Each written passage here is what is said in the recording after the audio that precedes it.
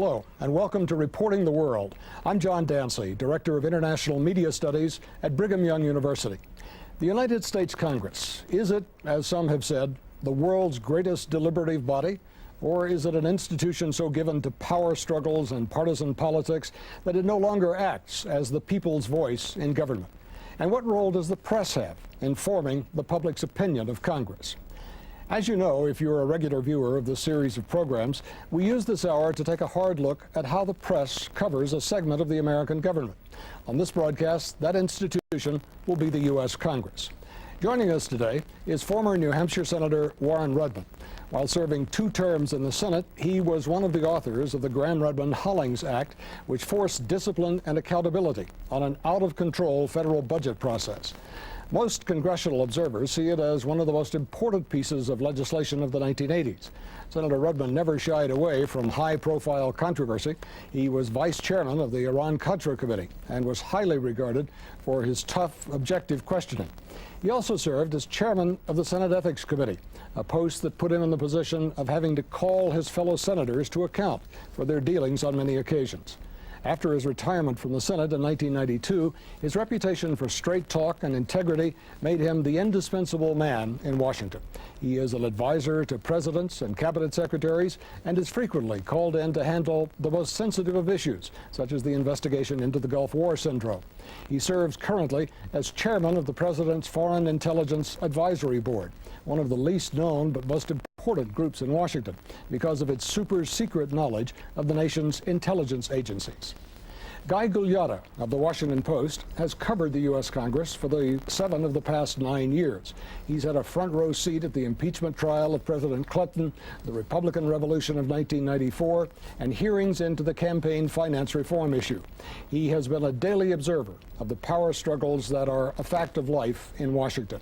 He's a keen observer of the way Congress works or fails to work.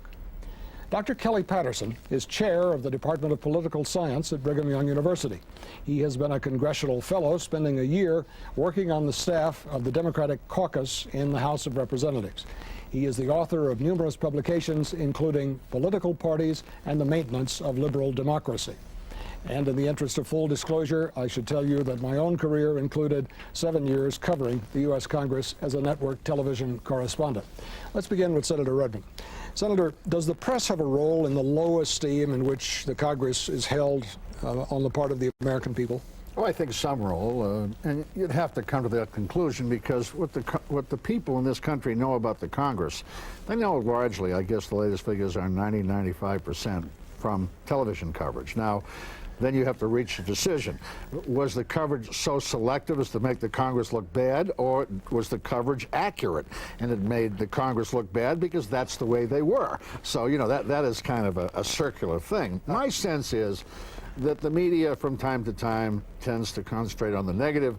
You don't see too many headlines leading the nightly news saying 400 great members of Congress walked through the doors today. So people get a diet of something less than good behavior, then of course television contributes to that. Having said that, my own sense is that the last few years in particular, there's been so much bipartisan bickering, so much hate, which I did not see when I was there, and such a cleavage between the executive branch and the Republicans in the House and the Senate, that the people are bound to be a little querulous about what kind of an institution it really is.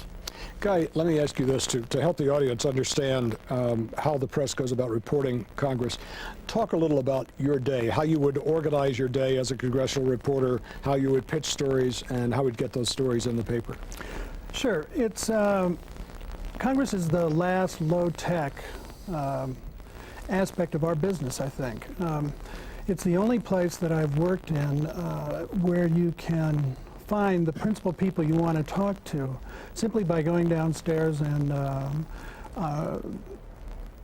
grabbing them by the shoulder or getting their attention. If I want to talk to Senator Rudman, I wait until a vote and I go down and stand by the elevators, and when he comes off the floor, I grab a hold of him and I ask him about what I'm interested in. I don't know how you do this without the internet.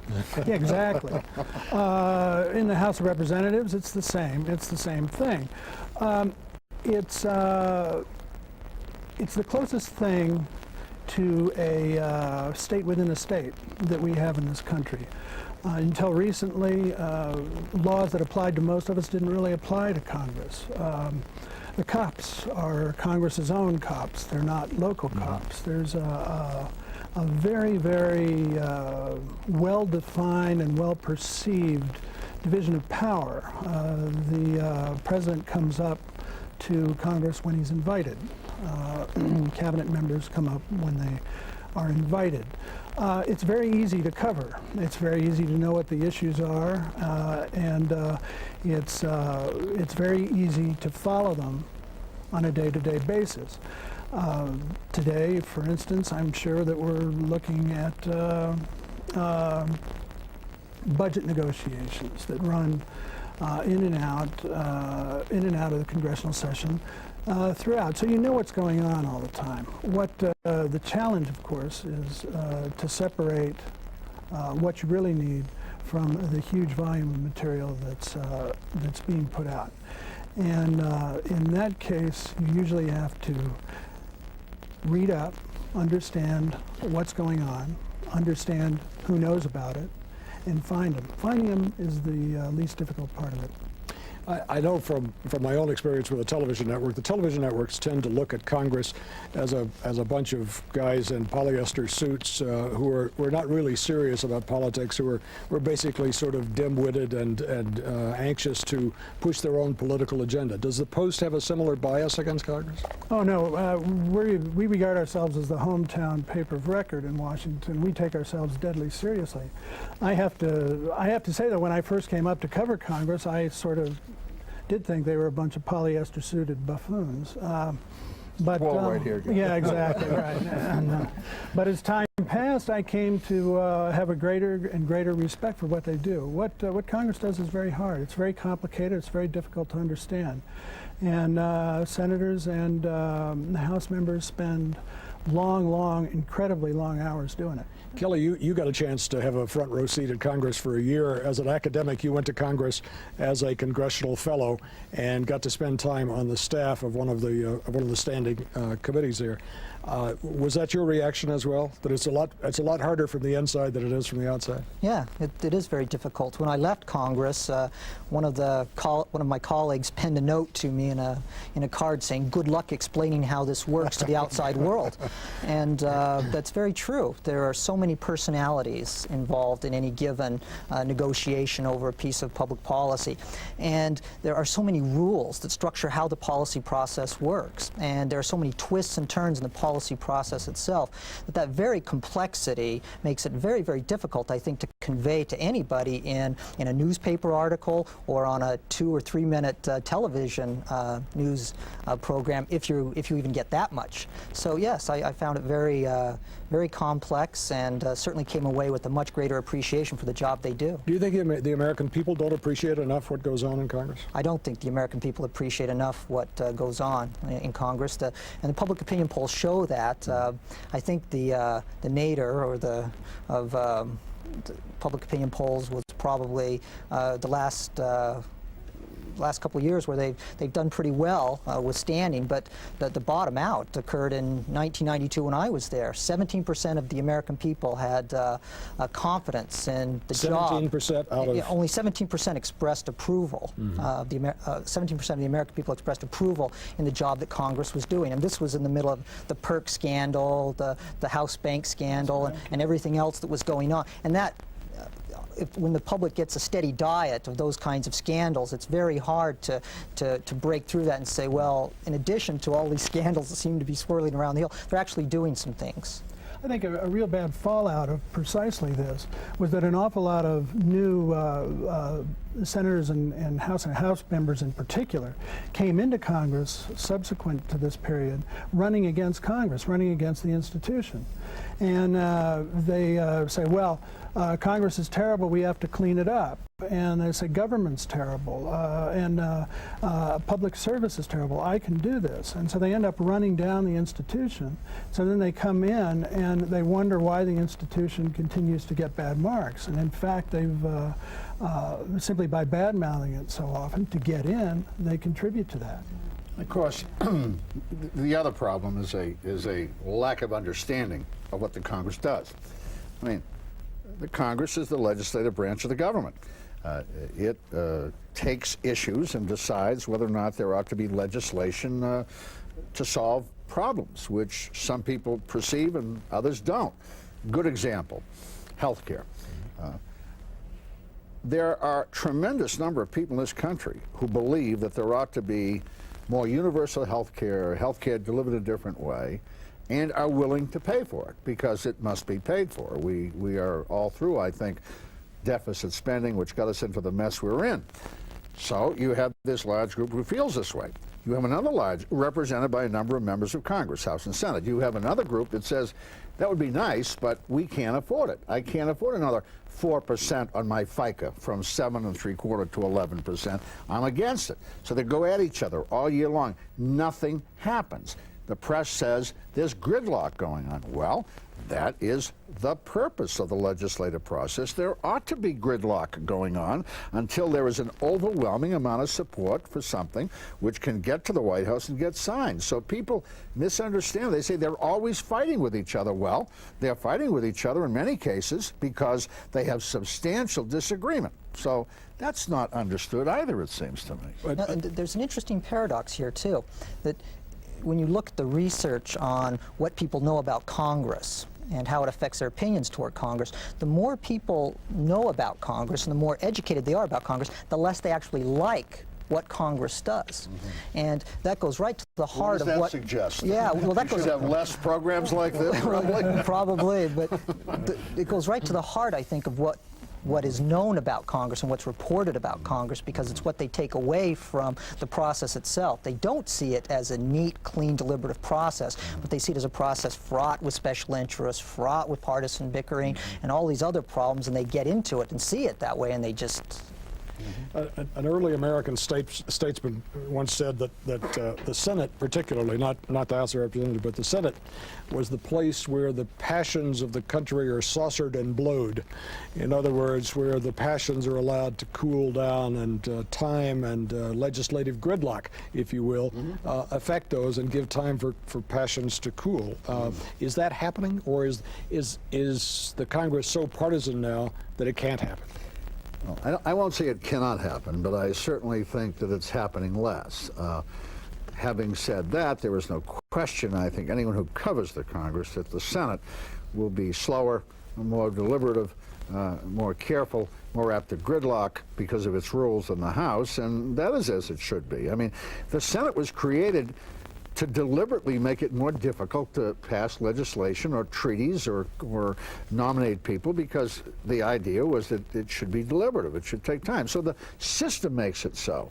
But there's been so much ideological conflict lately that it doesn't look very deliberative. The only thing that makes it deliberative today are the rules, really, more than the individuals, in my own view. Do you think people understand that the process is supposed to be slow? I don't think so. I don't believe so. And it's a darn good thing that it is, because, well, let's take the recent treaty that was rejected, which kind of a regrettable thing in many ways, but let's assume that treaty was not in the best interest, hypothetically. Let's just assume that. I don't necessarily believe that. And it's probably good that it was either defeated or not voted on, because we could make some terrible mistakes, and the Senate has always been there to do these things, in the main, to agree with presidents. And that piece of legislation had been sitting there languishing for years. In fact, before it ever even came Well, there are up. a number of treaties, John, that are languishing in the Senate that have been signed by various presidents, and who the Senate has chosen not to ratify. That's the way the Founding Fathers wanted it to be. Is that good? In some cases, maybe it is. In other cases, it isn't. But the one thing you have to worry about in a democracy, that it becomes too neat and clean. If you're looking for a neat, clean government, I commend Nazi Germany between 1932 and 1941. It was very neat, very efficient, very neat and clean. We surely don't need, that kind of efficiency. So when people complain about things being too slow and too deliberative, I like to remind them, that's okay. I mean, we have the Constitution, we've got the Bill of Rights. When there's a major problem, the Congress will normally do something about it. So I guess people ought to understand better that's the way it's supposed to be.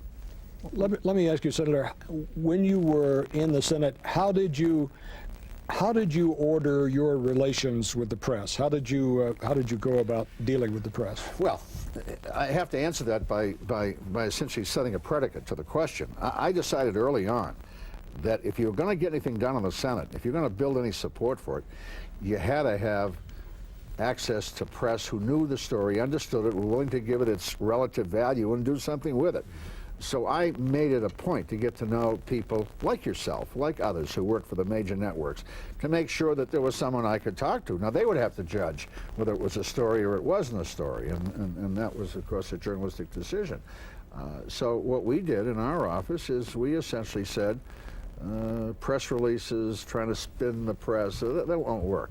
If you get something substantive going on, then make sure you're available to the press to tell them the truth and tell them what's going on.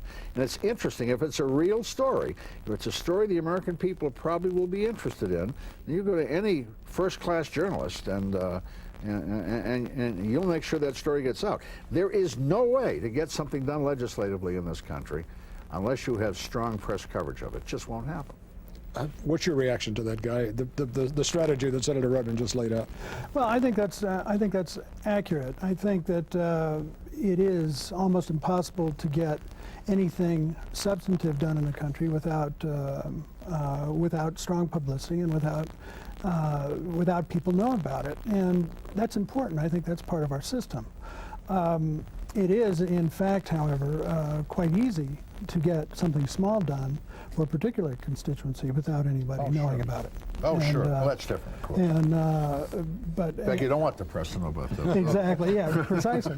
I want the right press to know. But even those things, the little the firehouse back home or the courthouse, or I think that's part of the system too. That's factored in, and that's part of the way it works. It's messy. It's very messy, and I have and learned to have the greatest respect for the lawmakers that can sort of navigate their way through this minefield, and I value among my colleagues and ourselves the ability to explain this in such a way that it appeals to somebody besides just inside baseball players.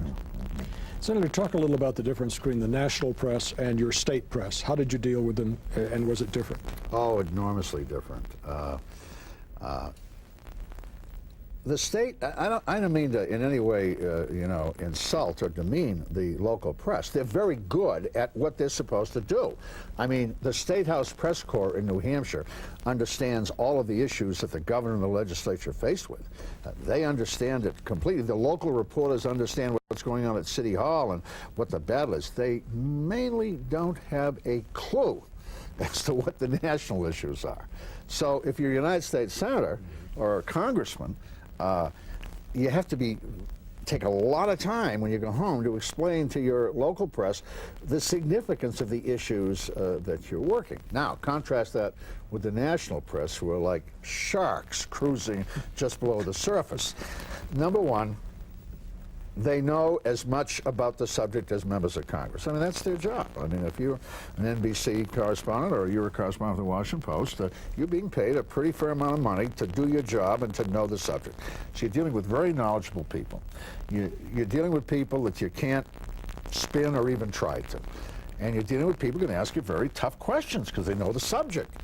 So, great difference. I used to love to go home to talk about national issues in New Hampshire. It was a lot easier. On the other hand, they learned, the local press learned, but they certainly could not have the depth of knowledge that you would have as a member of the Washington Press Corps. And that, by the way, is something that people who are running for president, who have not come from Washington, find out very quickly. What was your reaction when you felt like you were being spun by a senator or by his staff? Oh, I would just tell him, you can stop that right now. And it's the only time that ever happened was either when a senator or a House members knew, or when the press secretaries knew. Right. And they'll call you up and say, well, my senator so-and-so is going to drop a bill to have daylight savings time, the day to daylight savings time changed. Well, I mean, first, just introducing a bill is nothing. And second, changing the date of daylight savings time isn't going to fly. And you say, well, thank you very much. Boom, and that's it. Well, on the other hand, when there's something really important that's going to happen, and then the national press picked up on it. I'm going to give you an example, John, that you were part of. In November of 1985, Phil Graham and I decided, against all odds, that we would put together Graham-Rudman, which eventually became Graham-Rudman-Hollings. We knew it was going to be a tremendous battle because Ronald Reagan opposed it originally, of course. Let me explain for a moment, Yeah. for people who don't follow this issue closely. Right. The Graham-Rudman-Hollings Act was the act which brought some financial sanity to the federal budget process. Headed in the direction of balancing the budget. Right. It was a major issue. You will recall, how did we start that? Did we start that with speeches on the floor? With meetings in the White House? We invited 20 of the top journalists in Washington to a breakfast in the Capitol at 7:30 in the morning and said we had a major bill to put forth, and the hook to get them there was we were going to essentially stop the government from borrowing any more money because that was on the so-called debt extension, which is too complex for this program. Make a long story short, they all came. Now, they all left. They probably thought these two guys are crazy. I don't know what you thought, but they all wrote stories, they all reported it on it, and that following day, the Washington Post, the New York Times, the three networks said there is a threat here to the president and his administration from two freshman Republicans. And within 3 days, it was probably the most covered piece of legislation in the last, 25 years? Probably since... Good thing you turned out to be serious. Yeah. Good thing we were sane, right? But that is an example of how to use in a constructive way the press. I mean, you all reported on it and followed it, and it went down to the mat. It finally passed in late December. Let's follow that for a moment. To what effect does cooperation with the press give you more power in Congress? Well, look, although you'd like to deny it, you're all human beings. And you're apt to be nicer to people who are nice to you than people who are rotten to you. That's not to say that you're going to go out of your way to protect someone, that a bad story should be written about, that Senator John Smith was seen hanging from a lamp pole at midnight by his ankles drinking a bottle of champagne. I mean, he may be your best friend, you're going to run that story. Fact is, however, if a person comes to you and says, you know, got this piece of legislation, you know, I really wish you people would take a good look at it, I think you more have to take a look at it. Now, if it's worthless, then you're not going to do anything about it. But it's not an incestuous relationship, but friends are friends. I mean, and you tend also to respect people who are your friends, or hopefully they wouldn't be your friends. We have a real interesting procedure to deal with that. If I'm covering Congress day to day and I'm developing a relationship with Senator Warren Rudman, then if Senator Warren Rudman has done something real bad and our paper suspects it, I'm not going to be the person that covers that. Exactly. We're going to have somebody else that doesn't know Senator Rudman and doesn't need to know Senator Rudman to do that investigation. And I think most major newspapers will, and probably networks will do the same thing, because I have to have a relationship with him. And but investigative reporters do not. What happens, don't you think, Guy, is that reporters develop a relationship because these are real, warm, live human beings that you're dealing with. They're not caricatures. Yeah, right. They're not just caricatures. Yeah, I think that's right. And you know, what the people out there don't understand when they look at the press political relationship, they don't understand that for a period of about a year, I dealt with a small group of reporters every single day. It was during the Keating Five. They were waiting out outside of my office. I come in at 9 in the morning. They were outside the ethics committee room all day. And, you know, they'd say, well, you sit and have a cup of coffee with us. Can we talk to you? And, you know, just give us a sense of what's happening, where you're going. This is a big story. So, you know, you get to know people. So at the end of that year, either they think you're a pretty good person or they think you're a nut and they don't want to be around you. But, I mean, the fact is you can't help but build those kind of relationships with people. And I always tell people that, you know, I don't have to name names here, but I always say that there were about a dozen people in the National Press discourse, I just had enormous regard for, and I consider them friends. Not friends that they would go out of their way to do anything good for me, but friends that I could enjoy their company, and there's nothing wrong with that. Nothing wrong with that at all. Guy, you covered the Hill through the whole Gingrich revolution in 1994. Is that the point at which a more confrontational Congress came into being, where members looked for partisan advantage rather than the usual comity of the Congress? I think definitely. I think it started with Gingrich himself, who had built his power base and eventually led the takeover of the Congress in '94 with a confrontational bomb-throwing style that he perfected during 10, 12, 14, 15 years in the minority. These folks come to power in 1995, and they had a 75-member freshman class. An awful lot of them, people who matured politically, sort of sitting at Newt Gingrich's knee. And so they shared his kind of confrontational, conservative style. You couple that with the Democrats' shock and resentment of having lost control of the House for 40 years, and you had a real volatile mix. And neither side backed off, and the atmosphere in the House of Representatives soured horribly right from day one. I should say that in the Senate, the transition was much gentler. First, Republicans had held the majority back from 1980 to 1986. And so Democrats were much more accustomed to not running the show. And you also had Senator Dole as the majority leader, a man who could stand up, sort of stretch out his arms and say, okay, that's enough, and make people stop. Neither Gingrich nor Gebhardt in the House had any desire to do that. And what you had, too, was a speaker now, a new speaker, Speaker Gingrich, who decided consciously to pursue an outsider strategy. Right. That is, he was going to hold daily press briefings, and he was going to get his message out. And he was on the record as saying, if you're not in the Washington Post or the New York Times on a daily basis, you're losing. And he was out there to try and get his message out in this battle for public opinion. And that preceded. I mean, that was preceded by numerous speakers who cultivated these inside relationships and built these relationships with the press and did their very best to get coverage for Congress and for the members through a much more collegial, social interaction than this coming out and bombarding the press. There was something else that, we're talking about that whole era. I'll be just brief. I know Guy wants to say something. It was also payback time. There's a certain amount of that, I think. No, look, everybody's human. You get a lot of young people hopefully watching this. I mean, if anybody thinks that a human emotions stop at a particular age, they don't. They just hopefully are controlled better. Fact is that the Democrats had been in the majority for 40 years. They had treated the Republican minority, and this to me from some of my dear friends who are Democrats in the House, they treated the Republicans shamefully for many of those years. They gave them nothing. They gave them very little legislative opportunity. They wrote the rules. They steamrolled them. I mean, people as nice as Bob Michael from Michigan, who was certainly a decent human being, was just kind of given the back of everybody's hand. Oh, they'd invite him to some event occasionally, but essentially they ran the place with an iron hand because the rules of the House allow that. The Senate rules don't allow that.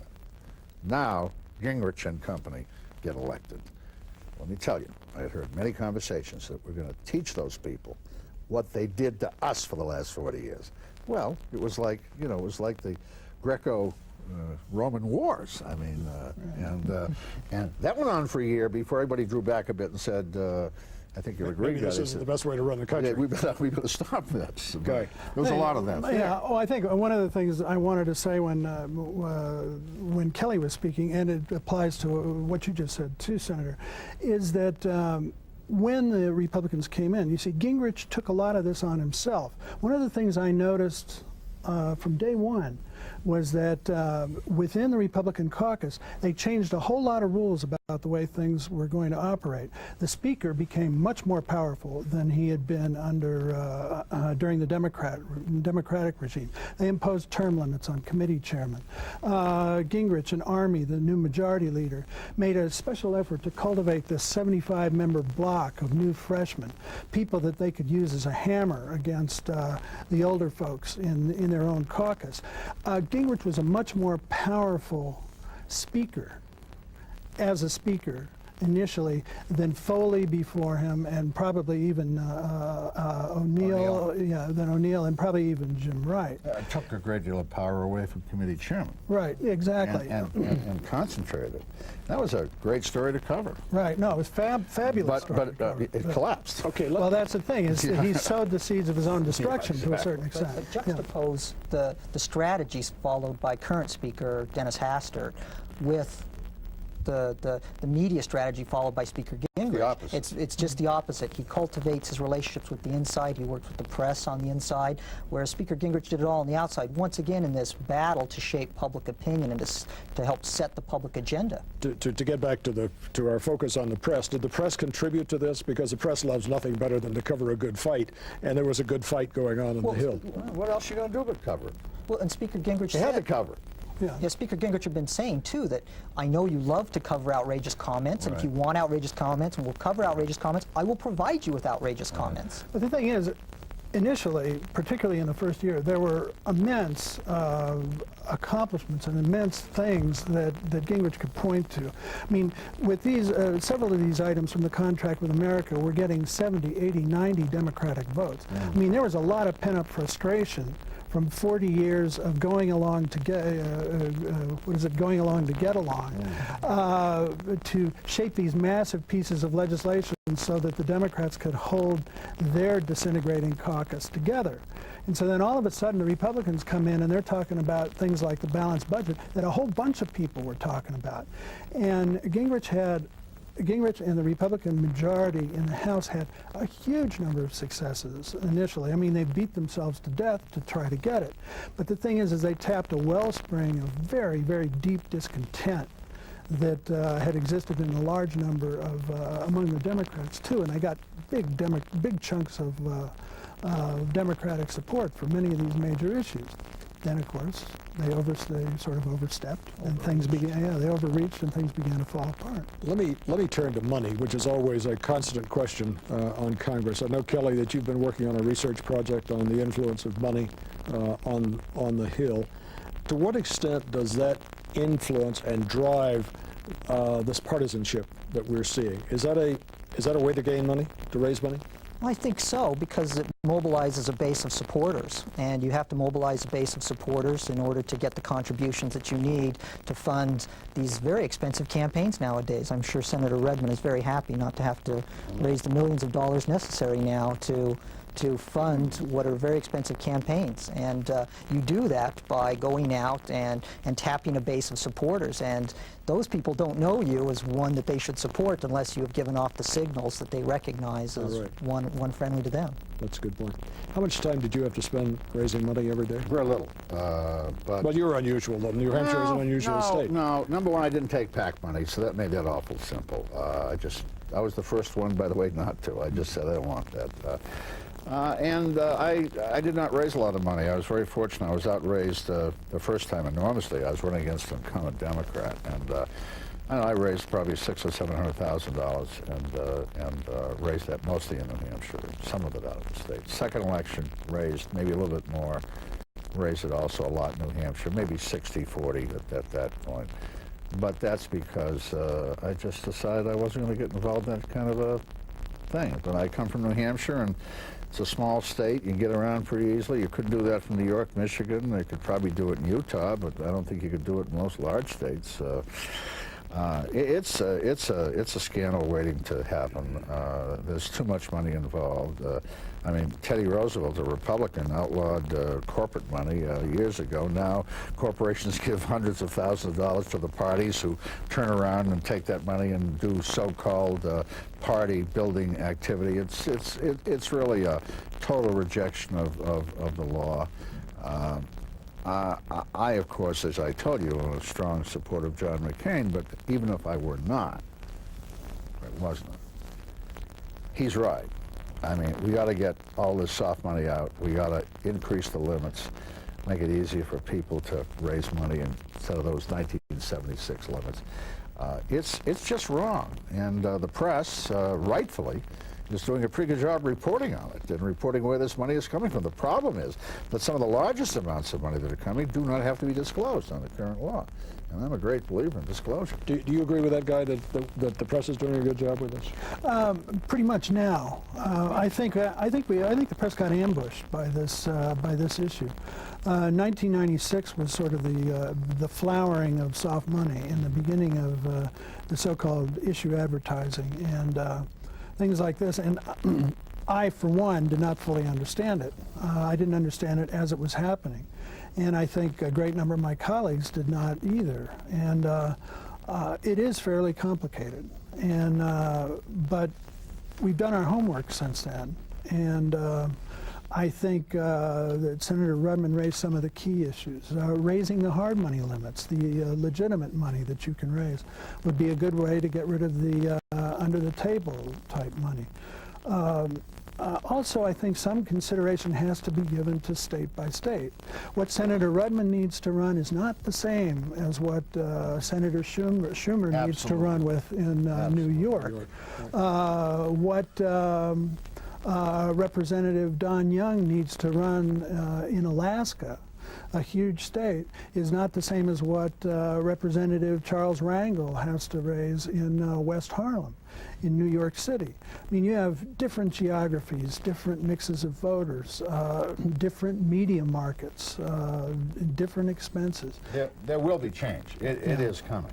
There's an interesting issue here, too, and Guy is very forthright. I mean, this is an issue that did ambush reporters, and I think national media have come up to speed on it, but local media still haven't come up to speed on it. And a lot of these issue advocacy campaigns will come into a congressional race, and under the guise of some benign title, the Committee for Concerned Americans will run some very harsh ads. And really what's behind that committee is some kind of an interest group that's pushing a particular agenda. And the local media aren't good enough yet to actually dig in and figure out who's pushing it, why, and where is the money actually coming from. And that will be a big issue, I think, in the next election cycle. Reporters pushed for years to get better disclosure of campaign financing. We now have the Federal Election Commission and just tons of reports. It's on the internet. It's on the internet now, but there are tons of reports in every election cycle about what the senators are doing, congressmen are doing to raise money and how they are spending the money. Correct. Are we mining that information well enough? Well, we're doing the best we can. I mean, during the 1998 campaign, I followed a single congressional campaign and tried to find every dollar that went into this campaign. And each of the candidates raised over $1 million for a very competitive race in Illinois. But at the same time, interest groups were buying issue advocacy ads that didn't mention the candidates by name, or that did mention the candidates by name, but didn't say vote for or vote against. And the candidates didn't even know that these people were buying the ads. They're using their money. If I'm the U.S. Chamber of Commerce on one side, or I'm the AFL-CIO on the other side, what the AFL-CIO or the U.S. Chamber does with their money is something that the candidates don't know. If they do know, they've got a problem. And if they do know it, they've got a problem. Right. But if the president of the AFL-CIO can announce in March, say of 1996, which was a crucial moment in this whole process, well, we're going to spend $30 million to elect members of Congress, and the Republicans in the House were just in a panic. So what can we do to counter that? Because we don't know, the candidates don't know how the AFL-CIO is going to spend that money, but the AFL-CIO did spend every penny of it. But this is easier for reporters to track. I mean, the AFL-CIO makes an announcement, and the Republican Party, which is going to raise money, responds to it. So there you can start to track it. But there are these individual citizens out there who will set up their own committee and then will go out and get involved, and that becomes much more difficult to track. And so you have a right. You can't track that, but you cannot track the soft money given by corporations and other interests to the two committees, correct? You can't track that. That's not disclosed. No, not completely. That's right. I mean, that's a real problem. You know, it's interesting. You know, everybody says this issue doesn't resonate. But in a bunch of town meetings in my state during this primary this year, you know, I'll see John McCain get up there and say, let me ask you something.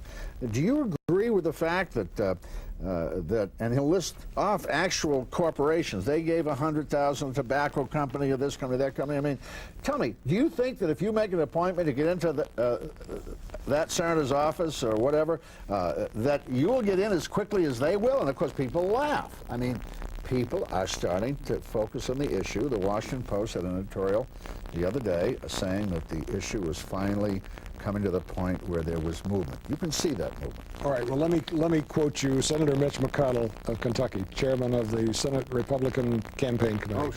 Oh, sure. Just last spring, in a quote in which we heard his actual voice from a conference to state Republicans in Williamsburg, Virginia, Senator McConnell talked about this. He denigrated this as an issue and basically said, you're not going to lose because of campaign financing. He said, any candidate who's fully engaged and knows what it's all about will not be in danger of losing an election over this issue. You disagree? No, I disagree, but I think Mitch McConnell reminds me of the Japanese Air Force general who said that the home islands had nothing to fear from the United States Air Force in August of 1945. I mean, that's an absurd statement. Mitch McConnell ought to know better. I mean, if Mitch McConnell thinks that's true, ask him to go travel around my state and watch people talk about this issue. This issue is going to resonate. It's going to leap up and bite people of both parties. The Democrats have been hypocrites on some of it as well. Both parties are interested in incumbent protection. I understand that, but time is running out. Would the country be better off if we followed the example of a number of countries in Europe, for example, and just simply gave free TV time to the candidates, so they didn't have to raise this enormous amount of money to pay for TV time? But I tried to do that for years, and every time I tried,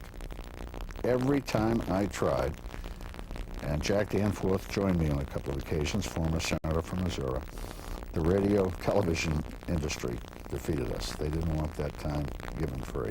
The local stations. The radio TV industry did. Correct. And not the national networks. And but how did the they local. gain that much influence, honey? Well, you know, you'd like to be covered by your local news station, wouldn't you? It was a tough fight. But I really think we're going to get there. Free time, limitation on soft money. I think this is all going to happen. And, you know, Mitch McConnell... This election cycle? Within 4 years.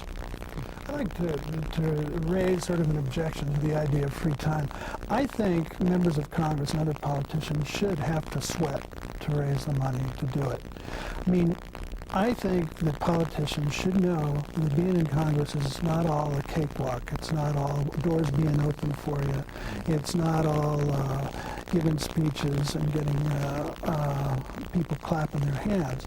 I think, I guess I talked to Bob Torricelli, a senator from New Jersey, out there as the sort of unapologetic Democratic half of the fundraising scheme in the Senate. And he said, I'd like to think that everybody who came here had to walk through fire. And to a certain extent, I think raising money is really distasteful.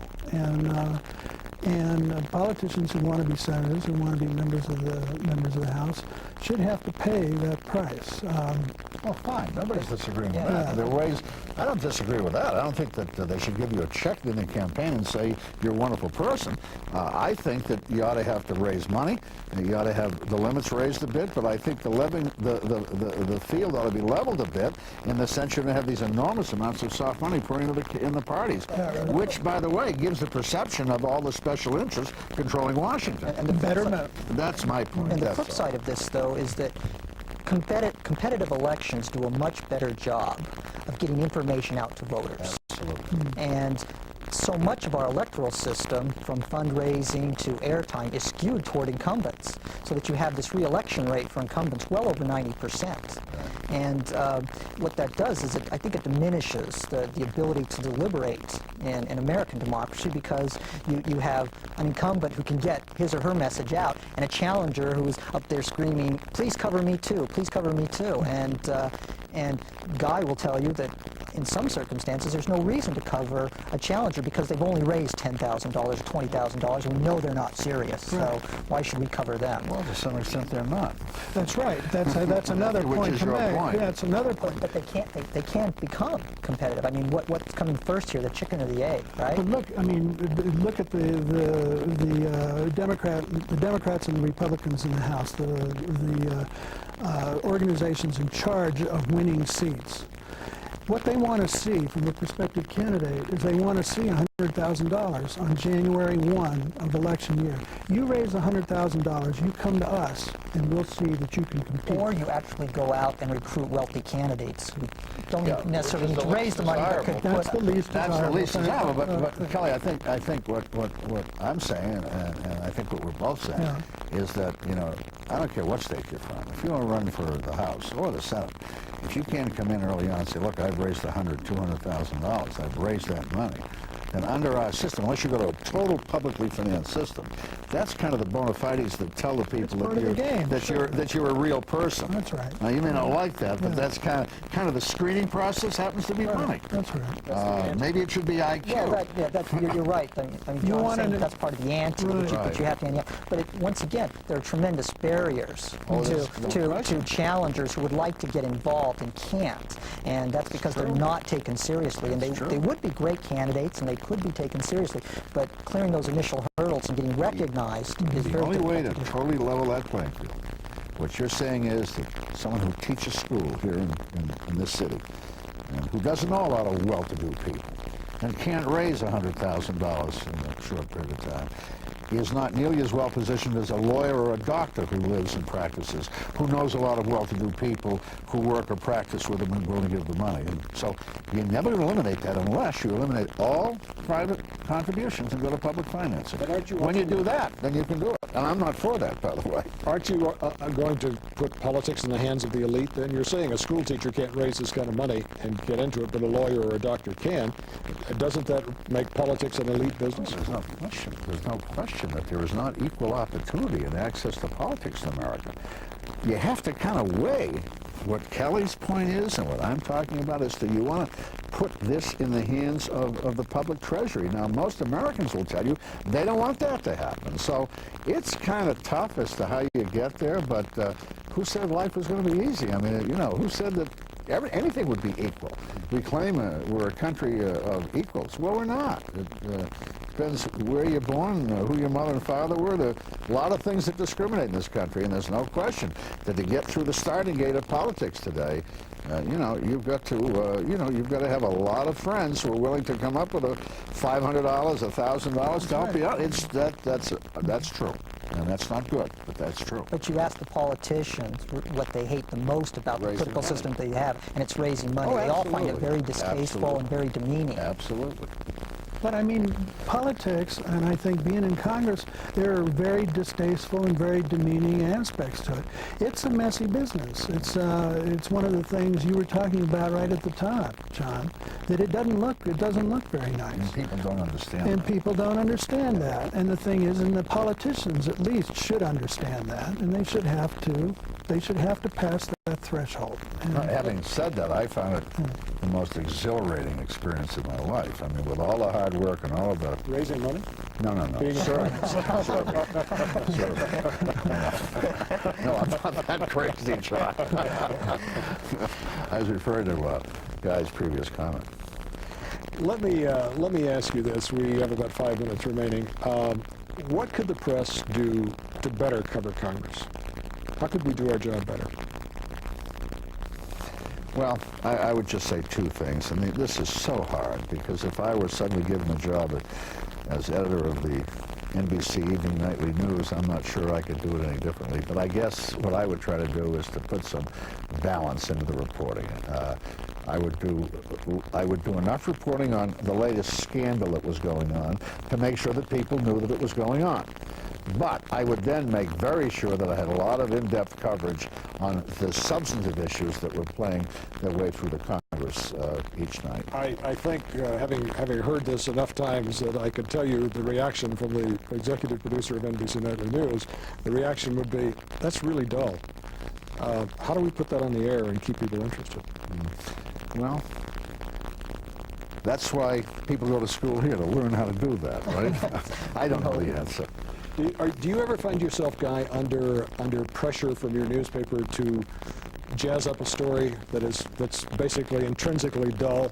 Yes, infrequently, but yes, I think one of the most unpleasant experiences I had covering Congress was the first so-called Hershey, Pennsylvania retreat that the House had, in which House members, Republicans and Democrats, who had been at each other's throats for months, suddenly decided that, well, for the weekend we'll go away to Hershey, Pennsylvania, and we'll get lectures by experts in human kindness and stuff like that, and we'll all come back and we'll all feel great about each other. Well, the press couldn't cover it, and so I ended up having to write a story sitting in the train station, Union Station, on Sunday afternoon when they all came back and interviewing 3 or 4 of them on the fly. Writing a story about this on that basis was a waste of time, I thought, and but we had to have a story, so I wrote the story. A lot of times my editors will have ideas that I think are a waste of time. They turn out not to be a waste of time, I'll say that. But for us, I think, in the newspaper business in general and in the Washington Post in particular, the duel over coverage is always between whether we cover today's mini step each day, the step along the way in the budget process or the campaign finance hearings. We cover that step by step and spend a little space every day, or do we let it go for 2 or 3 days and then write a larger story that explains things? And we all come away, we always say, well, let's do more explaining. And the editors end up at 4 o'clock saying, well, what do you got for me today? You know? And so that it's an eternal battle, and it seems never to be resolved. Senator, if you were teaching a class here at BYU and you were talking to prospective journalists about coverage of Congress, what would you say to them? I would tell them that if they aspire to do that, then not only study the techniques of journalism and good writing in English, but study a lot of history. Particularly not just American history, but contemporary American, European, Far Eastern history, because I think that's a tremendous tool for reporters to give them background to what they're reporting on. I think that the education of some journalists has been too much on the job and not enough in their own reading and their own studying. I think it's very important to broaden your views. In other words, you must know what has gone before in order to reflect on how that. Okay. Do you think there is too much of the game, as Guy says? What do you got for me today? Yeah, there are too many reporters, in my view, who are just not going to try to cover the dull story, even though it's a very important story. Because it won't get them on the evening show or it won't get them on the front page of the paper.